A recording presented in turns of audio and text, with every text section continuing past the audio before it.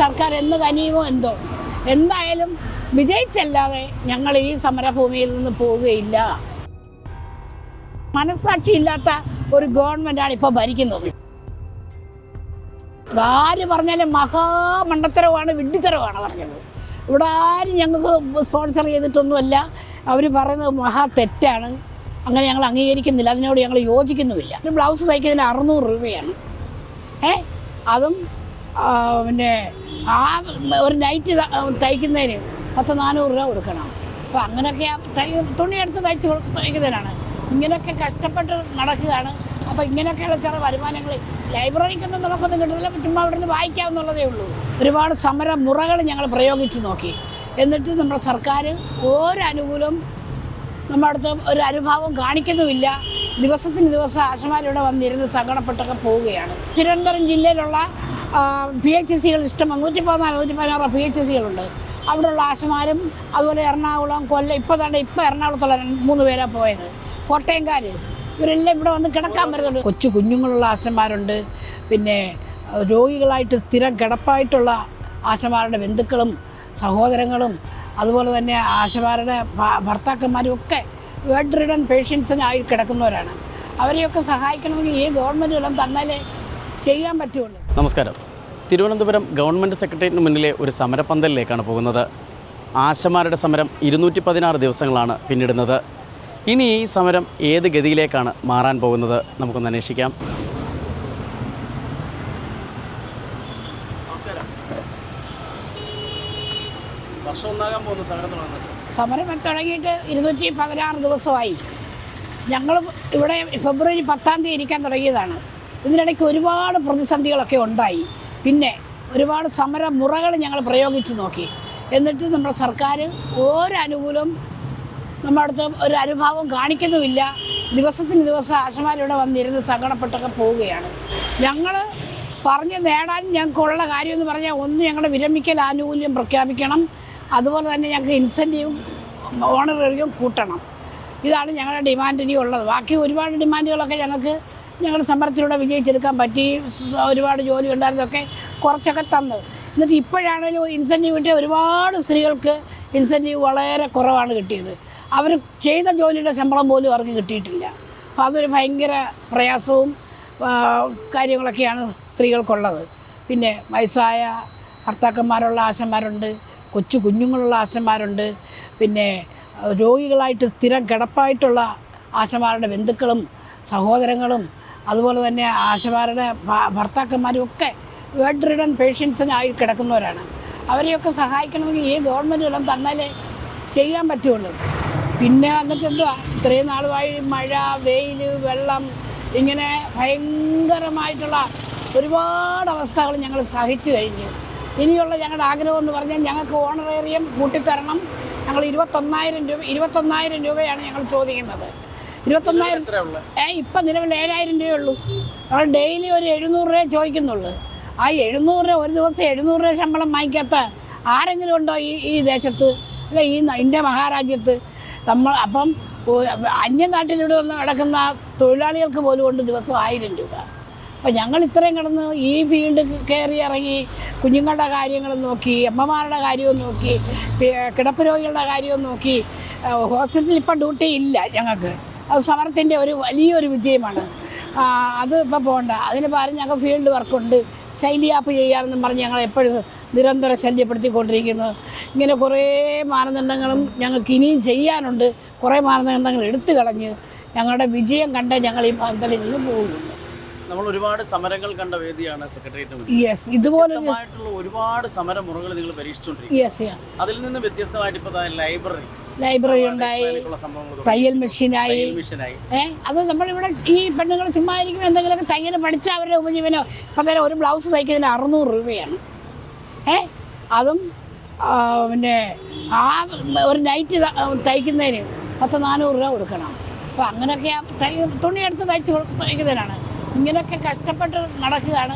അപ്പോൾ ഇങ്ങനെയൊക്കെയുള്ള ചില വരുമാനങ്ങൾ ലൈബ്രറിക്കൊന്നും നമുക്കൊന്നും കിട്ടുന്നില്ല. ചുമ്മാ അവിടെ നിന്ന് വായിക്കാവുന്നുള്ളതേ ഉള്ളൂ. പിന്നെ കുറേ സ്പോൺസർ ചെയ്ത് ബുക്കുകൾ കൊണ്ട് തന്നിട്ടുണ്ട്. പിന്നെ അങ്ങനെയൊക്കെ ഞങ്ങളുടെ കാര്യങ്ങൾ ഇവിടെ നടന്നു പോകുന്നത്. ഇനി സർക്കാർ എന്ന് കനിയുമോ എന്തോ എന്തായാലും വിജയിച്ചല്ലാതെ ഞങ്ങൾ ഈ സമരഭൂമിയിൽ നിന്ന് പോവുകയില്ല. നിങ്ങളോടൊപ്പം പ്രതിപക്ഷ സംഘടനകളും പ്രതിപക്ഷ സംഘടനകളും പ്രതിപക്ഷത്തിരിക്കുന്ന നേതാക്കന്മാരും ഒക്കെ വന്നു. വീണ്ടും ഒരു ഇലക്ഷൻ വരികയാണ്.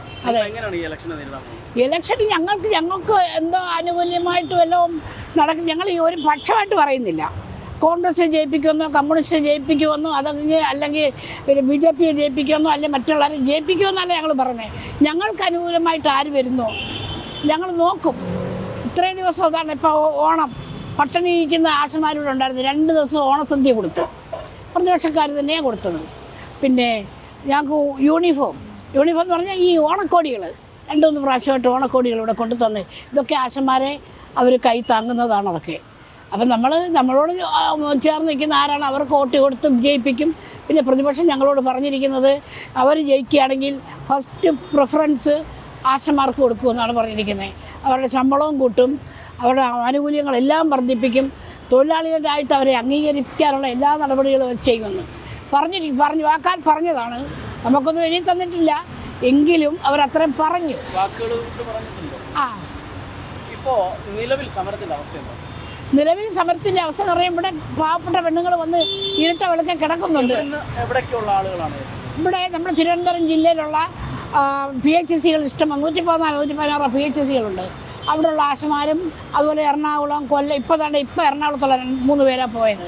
കോട്ടയംകാർ ഇവരെല്ലാം ഇവിടെ വന്ന് കിടക്കാൻ വരുന്നുണ്ട്. ഓരോ ദിവസം ഓരോ ഏരിയയിൽ നിന്നാണ് ആളുകൾ വരുന്നത്.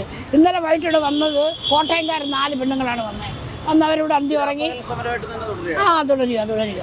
ഇപ്പോൾ ഏതൊരു സമരം ചെയ്യുമ്പോഴും അതിന് സാമ്പത്തികമായിട്ട് ചെലവുകൾ വരും. സാമ്പത്തിക ചെലവ് എങ്ങനെ നടക്കാം? ഓരോരുത്തർ വന്ന് ഞങ്ങൾക്ക് ഇന്നത് കൊണ്ട് തരുന്നത്. ഇവിടെ ഇപ്പം ഇങ്ങനെ ഇരിക്കുകയാണെങ്കിൽ ആരെങ്കിലും വന്ന് പറയും നിങ്ങൾക്ക് 4 മണിക്ക് ചായ കുടിക്കേണ്ടത് അവർ 500 രൂപ തരാം. അങ്ങനെ തരുന്നതാണ്. അല്ലാതെ നമുക്കിവിടെ ആരും കെട്ടി കണക്കിന് ഇവിടെ കൊണ്ട് അടിച്ചിടുന്നൊന്നുമില്ല. പിന്നെ ഞങ്ങൾ ആശമാർക്ക് ഇൻസെൻറ്റീവ് എല്ലാം കിട്ടുകയാണെങ്കിൽ അതിലൊരു ഓഹരി ഞങ്ങൾ വല്ലതും വാങ്ങിച്ചു കൊടുക്കും. നമുക്കെല്ലാവർക്കും കൂടെ തന്നെ. അങ്ങനെയല്ല ഇവിടെ കൊണ്ടൊന്നും ആരും ബൾക്കായിട്ട് പണമൊന്നും തരുന്നില്ല.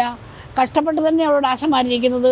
മഴ പെയ്താൽ ഇത് ചോർന്നൊലിച്ച് പോകുമെന്ന് പറഞ്ഞ് വിഷമിച്ചിരുന്നപ്പോഴാണ് ഇങ്ങനെ ഞങ്ങളൊരു സംവിധാനം ഉണ്ടാക്കിയത്. ഇത് ആദ്യം വരുന്നപ്പോൾ ഇവിടെ ഈ ഇത് കെട്ടിയത് വലിച്ചിളക്കാൻ ആളുകൾ വന്ന്, പോലീസ് വന്ന് വലിച്ചിളക്കി മഴ പെയ്തുകൊണ്ടിരുന്നപ്പോൾ ഇവിടെ സ്ത്രീകൾ നിൽക്കുന്നു. അവരത് ഇളക്കി കളയാൻ വന്നതാണ്. പിന്നെ എല്ലാവരും കൂടെ പറഞ്ഞ് നിങ്ങളിവിടെ നല്ലൊരു ഷെഡ് കെട്ടി ഇവിടെ താമസിക്കും, ഞങ്ങളെല്ലാം പിന്തുണയുണ്ട്. ലോകം ഇന്ന് കേരളം മൊത്തം, ഇന്ത്യ മൊത്തമുള്ള ആളുകൾ ഞങ്ങളുടെ കൂടെയുണ്ട്. മലയാളികൾ എവിടെയൊക്കെയുണ്ട് അവരൊക്കെ ഈ സമരം അറിഞ്ഞു. എല്ലാവരും അറിഞ്ഞിട്ടുണ്ട്. എത്രത്തോളം പിന്തുണ കിട്ടുന്നു? അവരെല്ലാം പറഞ്ഞിരിക്കും നിങ്ങൾ ഇവിടുത്തെ എല്ലാം കഴിഞ്ഞ് എല്ലാം നിങ്ങളുടെ ആനുകൂല്യങ്ങൾ മൊത്തം വാങ്ങിച്ചിട്ടേ നിങ്ങൾ ഇവിടുന്ന് പോകാവൂ. നിങ്ങൾ സമരം നിർത്തിപ്പോയാൽ പിന്നെ നിങ്ങൾക്ക് ഭയങ്കര പരാജയമായിരിക്കും. ഇത്രയും നാൾ ഇതുവരെ ഇല്ലാത്തൊരു സമരമാണ് ഇവിടെ നടന്നത്. ഈ സെക്രട്ടേറിയറ്റിൽ കാണാത്തൊരു സമരമാണ് ഞങ്ങൾ ചെയ്തത്. അപ്പോൾ ഇത് നിങ്ങൾ ഒന്നുമില്ലാതെ പോവുകയാണെങ്കിൽ പിന്നെ നിങ്ങൾ സമരം ഒരിക്കലും ചെയ്യാൻ പോകുന്നില്ല. ഇങ്ങനെ ഇരുന്നത് കൊണ്ട് എത്രത്തോളം പ്രതീക്ഷയുണ്ട്? ഞങ്ങൾക്ക് പൂർണ്ണ പ്രതീക്ഷയുണ്ട് ഞങ്ങൾക്ക് വല്ലതും കിട്ടുമെന്ന്. വല്ലതും ഞങ്ങൾ ഓണറേറിയം വർദ്ധിപ്പിച്ച് തരുമെന്നും ഞങ്ങളുടെ ഇൻസെൻറ്റീവ് വർദ്ധിപ്പിച്ച് കുറേയൊക്കെ തന്നിട്ടുണ്ട്. പിന്നെ അതുപോലെ ഞങ്ങളുടെ ഓണറേറിയം വർദ്ധിപ്പിക്കണം. വിരമിക്കൽ ആനുകൂല്യം അന്ന് 62-ൽ പിരിഞ്ഞു പോകണമെന്നും പറഞ്ഞ് ഓർഡറൊക്കെ കിട്ടി, അതൊക്കെ എടുത്ത് കളഞ്ഞു. ഇപ്പോൾ എത്ര വയസ്സ് വരെയോ നമുക്ക് ചെയ്യാമെന്നുള്ള രീതിയായി. പക്ഷേ വിരമിക്കൽ ആനുകൂല്യം നമുക്ക് തന്നാൽ നമ്മൾ 62-65 വയസ്സായുള്ളവരൊക്കെ ഉണ്ട്, അവരൊക്കെ ഇവിടുന്ന് പിരിഞ്ഞു പോകും. പക്ഷേ ഇത് കിട്ടാതെ പോയിരുന്നാൽ പിന്നെ ഒരിക്കലും കിട്ടൂല. സോഷ്യൽ മീഡിയ വഴി നിങ്ങളുടെ സമരത്തിനെതിരെ ഒരു ക്യാമ്പയിൻ തുടങ്ങിയിട്ടുണ്ട്, അത് നിങ്ങൾ അറിഞ്ഞിട്ടുണ്ടോ? ഞാൻ അറിഞ്ഞില്ല. അതായത് ഈ സമരം പ്രതിപക്ഷ സംഘടനയുടെ സ്പോൺസേഡ് സമരമാണെന്നുള്ള രീതിയിൽ ഒരിക്കലുമല്ല. അതാര് പറഞ്ഞാലും മഹാമണ്ടത്തരമാണ്, വിഡ്ഢിത്തരമാണ് പറഞ്ഞത്. ഇവിടെ ആരും ഞങ്ങൾക്ക് സ്പോൺസർ ചെയ്തിട്ടൊന്നുമല്ല. അവർ പറയുന്നത് മഹാ തെറ്റാണ്. അങ്ങനെ ഞങ്ങൾ അംഗീകരിക്കുന്നില്ല, അതിനോട് ഞങ്ങൾ യോജിക്കുന്നുമില്ല. നിരവധി തവണ ഗവൺമെന്റ് നിങ്ങളുമായിട്ട് ചർച്ച ചെയ്തു. ഈ ചർച്ചയിൽ ഓരോ തവണയും ഇത് പരാജയപ്പെട്ടു പോകാൻ കാരണം പരാജയപ്പെട്ടു പോയതിൻ്റെ കൂടെ ബാക്കിയുള്ള മറ്റുള്ള സംഘടനകൾ വന്ന് അവർക്ക് പിന്താങ്ങും, നമ്മളെ വെറുതെ ഇതാക്കും. ആശാവർക്കർമാരുടെ വേറെ വിഭാഗങ്ങളുണ്ടോ? CIT-യിലുണ്ട്. അവർ നിങ്ങളുടെ കൂടെ ഇല്ല. CIT-കാരല്ലേ ഇവിടെ നമ്മളെ ചർച്ചയ്ക്ക് വിളിക്കുമ്പോൾ അവിടുന്ന് കുറേ ആൾക്കാർ ആശമാർ വരില്ല. അവരുടെ ആൾക്കാർ വന്ന് പറയും അതങ്ങനെ കൊടുക്കണ്ട, അതിങ്ങനെ കൊടുക്കണ്ട എന്നൊക്കെ പറയും. പക്ഷേ അതങ്ങനല്ല. എല്ലാവരും കൂടെ യോജിച്ച് നിന്നുകൊണ്ട് നമുക്ക് ഇവരുടെ പ്രകടന പത്രിക 10 വർഷം ആകുന്നല്ലോ. അന്ന് ആദ്യം കൊടുത്ത പ്രകടന പത്രികയിൽ എന്താണ്, ദിവസം 700 രൂപ ആശമാർക്ക് കൊടുക്കും. ആ 7 ഗുണം 30 ഇറക്കി. ഇവിടെ ഞങ്ങൾ പിന്നെ ഫ്ലക്സ് വെച്ചിട്ടുണ്ടായിരുന്നു, വലിയ ഒരു ഫ്ലക്സ് വെച്ചിട്ടുണ്ടായിരുന്നു. നിങ്ങളുടെ പ്രകടന പത്രികയിൽ ദിവസം 700 രൂപ വെച്ച് അങ്ങനെ ഒരു മാസം 30 ഗുണം 7 7 3 21,000 രൂപ നിങ്ങൾക്ക് തരുമെന്നുള്ള രീതിയിൽ അവർ ഫ്ലക്സ് ബോർഡ് ഇവിടെ വെച്ചിരുന്നു. എന്തുകൊണ്ടായിരിക്കും ഗവൺമെൻറ് നിങ്ങളെ കണ്ടില്ല എന്ന് നടിക്കുന്നത്? എന്തുകൊണ്ടാണ് കഴിക്കാൻ അവർക്ക് കണ്ടില്ലായിരിക്കും.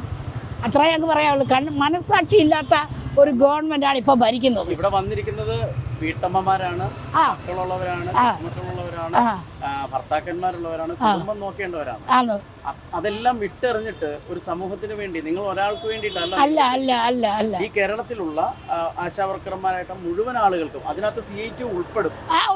ഉണ്ട്, CIT ആൾക്കാരും ഉണ്ട്. അപ്പോൾ അവർക്ക് ഇതിന്റെ ആവശ്യകതയില്ല. അവർക്ക് അതിൻ്റെ ആവശ്യം ഒരു പാർട്ടിയിലേ നോക്കുകയുള്ളൂ. നമ്മൾ പാർട്ടിക്ക് അതീതമായിട്ടാണ് എന്ന് പറഞ്ഞാൽ കക്ഷി രാഷ്ട്രീയത്തിന് അതീതമായിട്ടാണ് ഞങ്ങൾ പ്രവർത്തിക്കുന്നത്. നമ്മുടെ സമൂഹമാണോ വലുത്, രാഷ്ട്രീയമാണോ വലുത്? ഞങ്ങളുടെ സമൂഹമാണ് ഞങ്ങൾക്ക് വലുത്, രാഷ്ട്രീയമല്ല. സമൂഹത്തിൽ പാവപ്പെട്ട ആളുകളുണ്ട്, പണക്കാരുണ്ട്, ഏറ്റവും താഴേ കിടക്കുന്നവരുണ്ട്. അവർക്കൊക്കെ നമ്മൾ സഹായമാണ് ചെയ്യുന്നത്. കോവിഡ് സമയത്ത് തന്നെ ഞങ്ങൾ എന്തുമാത്രം കടന്ന് ഓടി നടന്ന് ഓരോരുത്തർ വീട്ടിൽ ഞങ്ങൾക്ക് ഒരു ഭക്ഷണം പോലും കഴിക്കാൻ സമയം തരില്ല. ഉടനെ വിളിക്കും, ചേച്ചി ഒന്ന് വായിച്ച് അവിടെ ഇന്ന ആളിന് കോവിഡായി, അവർക്ക് ആഹാരമില്ല, വെള്ളമില്ല, മെഡിസിൻ ഇല്ലാന്ന് വിളിച്ച് പറയുമ്പോൾ നമ്മൾ വീടും കൂടും കളഞ്ഞിട്ട് ഇറങ്ങി ഓടുക. അവരെ വീണ്ടും നടയിൽ ചെന്നവരെ വിളിക്കുക. അവർ ഫോൺ ചെയ്തപ്പോൾ ആ നമ്പർ നമ്മുടെ കിട്ടി. അവിടെ ചെന്ന് വിളിക്കുന്നുണ്ടെങ്കിൽ ഞങ്ങൾ നിങ്ങൾ നടയിൽ നിൽക്കുക, നിങ്ങൾക്ക് എന്താ ആവശ്യം? അവർ വെളിയിൽ നിന്നുകൊണ്ട് പറയും, എനിക്ക് പനിയാണ്, ചുമയാണ്, വിറയലാണ്, ആഹാരമില്ല, വെള്ളമില്ല, ഞങ്ങൾക്ക് എന്തെങ്കിലുമൊക്കെ ചെയ്യണേന്ന്. ഞങ്ങളത് നേരെ എന്ന് ഞങ്ങളുടെ ഇൻസ്റ്റിറ്റ്യൂട്ടിലെന്ന് പറഞ്ഞാൽ ഞങ്ങളുടെ ആരോഗ്യ കേന്ദ്രമുണ്ടല്ലോ, അവിടെ ചെന്ന് ഡോക്ടറോട് പറയും. ഡോക്ടർ അവരുടെ പേരും വയസ്സും എഴുതിയിട്ട് ഇന്ന മെഡിസിൻ കൊടുക്കണമെന്ന് പറഞ്ഞ് ഞങ്ങളോട് പറഞ്ഞു വിടും. മെഡിസിനും പോഞ്ഞ് കെട്ടി ഫാർമസിസ്റ്റുകൾ തരും. അതുകൊണ്ട് ഞങ്ങൾ നേരെ ആ വീട്ടിൽ ചെന്നിട്ട് വിളിക്കും, ഇതാ മതിലിൻ്റെ പുറത്ത് നിങ്ങളുടെ മെഡിസിൻ വെച്ചിരിക്കുകയാണ്, പ്രിസ്ക്രിപ്ഷനും വെച്ചിട്ടുണ്ട്, എന്തെങ്കിലും സംശയം ഉണ്ടെങ്കിൽ ഞങ്ങളെ വിളിക്കണം എന്ന് പറഞ്ഞ് കൊടുത്തിട്ട് പോന്നിട്ടുണ്ട്. ഒരു സമയത്താണെങ്കിൽ 75 പേരെ കോവിഡ് ടെസ്റ്റിന് വിധേയരാക്കി. അത് 50 പേർക്കും കോവിഡായിരുന്നു. ആ സമയത്ത് ഞങ്ങൾക്ക് ആർക്കും ഒരു PP കിറ്റോ ഒരു മാസ്കോ ഒന്നുമില്ലാതെ ഞങ്ങൾ കിടന്ന് വർക്ക് ചെയ്ത്. പക്ഷേ ദൈവകൃപയെന്ന് പറഞ്ഞാൽ മതി, നമുക്കാർക്കും ഒരസുഖം വരാൻ ദൈവം അനുവദിച്ചില്ല. കാരണം കൊറോണ സമയത്ത് നിങ്ങളിങ്ങനെ ജനങ്ങൾക്കിടയിൽ നിലനിന്നവരാണ്. അതെ, എത്രത്തോളം ആശമാർക്ക് മരണം സംഭവിച്ചു? 7 പേർക്ക് മരണം സംഭവിച്ചു. കോവിഡ് വന്ന് മരിച്ചു. അതുപോലെ അല്ലാത്തൊരു കോവിഡ് വന്ന് മരിച്ചു. ഞങ്ങളുടെ ഏരിയയിലൊക്കെ കോവിഡ് വന്ന് മരിച്ചവരുണ്ട്. ഇത് അവരെയൊക്കെ ഞങ്ങൾ അവരുടെ ഈ ഡെഡ് ബോഡി ഡിസ്പോസ് ചെയ്യാൻ വേണ്ടി ഞങ്ങൾ എന്തെല്ലാം സഹായങ്ങൾ ചെയ്ത് കൊടുത്തെന്നറിയാം. ആംബുലൻസ് വരുത്തിച്ച്, അതുപോലെ ഈ ആളുകളെ രോഗികളെ കൊണ്ടുപോകാൻ വേണ്ടി ഞങ്ങൾ ആംബുലൻസ് വിളിച്ച് വരുത്തി കൊടുത്തിട്ടുണ്ട്. നല്ല സപ്പോർട്ട് ചെയ്ത ഒരു പാർട്ടികളാണ് ഞങ്ങൾ ഈ ആശമാർ. ആശമാർക്ക് ഒരിക്കലും ആശമാർ ഞങ്ങളൊന്നും ചെയ്തിരുന്നു. ഞങ്ങൾക്ക് ഒരു സമരയാത്ര ഉണ്ടായിരുന്നു. അവിടുന്ന് കാസർഗോഡ് മുതൽ ഇങ്ങോട്ട് സമരയാത്ര 45 ദിവസമായിരുന്നു നടത്തി വന്നിട്ട് ജനങ്ങളെല്ലാം എന്തോ ഒരു സപ്പോർട്ടായിരുന്നു ഞങ്ങൾക്ക്. നിങ്ങളൊരു കാരണവശാലും നിങ്ങൾ വിജയിക്കാതെ ആ പന്തലിൽ നിന്ന് പോകരുത്, നിങ്ങൾക്ക് എല്ലാ പിന്തുണകളും ഞങ്ങൾ തരുമെന്ന് പറഞ്ഞു. ഇവിടെ ഇരിക്കുന്ന മന്ത്രിക്കും മന്ത്രിയുടെ PAമാർക്കും അല്ലാതെ അഡീഷണൽ മന്ത്രിമാർക്കും അവിടെയുള്ള മന്ത്രിസഭയിലെ ഈ ഭരണപക്ഷത്തിരിക്കുന്ന ജനങ്ങൾക്കും ഞങ്ങളെ കാണാത്തതും കേൾക്കാത്തതും ഒക്കെ. പക്ഷെ മറ്റുള്ളവരെല്ലാം ഞങ്ങൾക്ക് പിന്തുണയാണ്. നിലവിലെ ഈ സാഹചര്യത്തിൽ നിങ്ങളുടെ കുടുംബങ്ങൾ എങ്ങനെയാണ് മുന്നോട്ട് പോകുന്നത്? ഞങ്ങളുടെ കുടുംബം ഞങ്ങളിവിടെ സമരത്തിന് വരുമ്പോൾ 4 മാസത്തെ ഓണറേറിയോ ഇൻസെൻറ്റീവ് പെൻഡിങ് ആയിരുന്നു. ആ പെൻഡിങ് ആയിരുന്ന സമയത്താണ് ഞങ്ങൾ പറയുന്നത്, ഞങ്ങൾ ഇവിടെ സംഘടനക്കാരോട് പറയുന്നത്, ഞങ്ങളുടെ ഹെൽത്ത് വർക്കേഴ്സിൻ്റെ സംഘടന ഉണ്ടല്ലോ, ആശാ ഹെൽത്ത് വർക്കേഴ്സ് അസോസിയേഷൻ സംഘടനയോട് പറഞ്ഞ് ഞങ്ങൾക്ക് 4 മാസം കൊണ്ട് ശമ്പളമില്ല, ഇൻസെൻറ്റീവ് ഇല്ല, ഞങ്ങളുടെ കുടുംബം ഞങ്ങൾ എങ്ങനെ പോട്ടെ. അപ്പോഴവർ പറഞ്ഞു, ഒരു സമരം ചെയ്താൽ നിങ്ങളെല്ലാം വരുമെന്ന് ചോദിച്ചു. വരുമെന്ന് പറഞ്ഞു. അങ്ങനെ ഞങ്ങൾ ഡിസംബർ 25-ാം തീയതി ഒരു സമരം നടത്തി. ഇവിടെ തന്നെ വന്ന് നടത്തിയത്. നടത്തി ഒറ്റ ദിവസം സമരമായിരുന്നു. ഇത് സൂചന പണിമുടക്ക് എന്ന് പറഞ്ഞാണ് ഞങ്ങൾ പോയത്. അവരൊരു മൈൻഡും കാണിച്ചില്ല. പിന്നെ ഞങ്ങൾ നിർബന്ധിതരായി രാപ്പകൽ സമരം. എന്ത് സന്തോഷമായിട്ട് പെണ്ണുങ്ങളോടൊന്ന് സമരം ചെയ്ത് ആർക്കും ഒരു വിഷമവും പ്രയാസമൊന്നും ഇല്ലാതെ ഞങ്ങൾ ഇവിടെ തന്നെ ഇവിടുന്ന് അങ്ങ് അറ്റം വരെ ഞങ്ങൾ പാവരിച്ച് നിരന്ന് കിടക്കുമായിരുന്നു. പാട്ടുപാടി ഡാൻസ് ചെയ്ത് സമരത്തിന്റെ ഒരു രീതിയിലൂടെയാണ് തുടർന്ന് പോകുന്നത്. അതെ അതെ. ഇല്ല ഒരിക്കലും താഴ്ന്നു പോയിട്ടില്ല. വീര്യം ചോർന്ന് പോയിട്ടേ ഇല്ല. ഇതിപ്പോൾ പോയെന്ന് പറയുമ്പോൾ ഞങ്ങളോട് പറയുന്നത് നിങ്ങൾ ജോലിയും കൂടെ ചെയ്യണമെന്ന് പറഞ്ഞതുകൊണ്ടാണ് 3 മാസം ചെയ്തില്ലേ നമ്മൾ ഇത് ടെർമിനേറ്റ് ചെയ്ത് കളയും. അത് പേടിച്ചിട്ട് പെണ്ണുങ്ങൾ അവരുടെ ജോലി ചെയ്യുന്നുണ്ട്. ജോലിയും കഴിഞ്ഞ് ഇവിടെ വന്ന് കിടക്കുന്നുണ്ട്. നമ്മൾ ആ മരത്തിന് ചോടുന്നിട്ട് അങ്ങ് അറ്റത്തിൽ മരത്തിനുള്ള ഒരു പാ വിരിച്ച് ഞങ്ങൾ കിടന്ന സമയങ്ങളുണ്ട്. അവിടെ ഒരു സമരവീര്യവും ചോർന്നു പോയിട്ടില്ല ആർക്കും.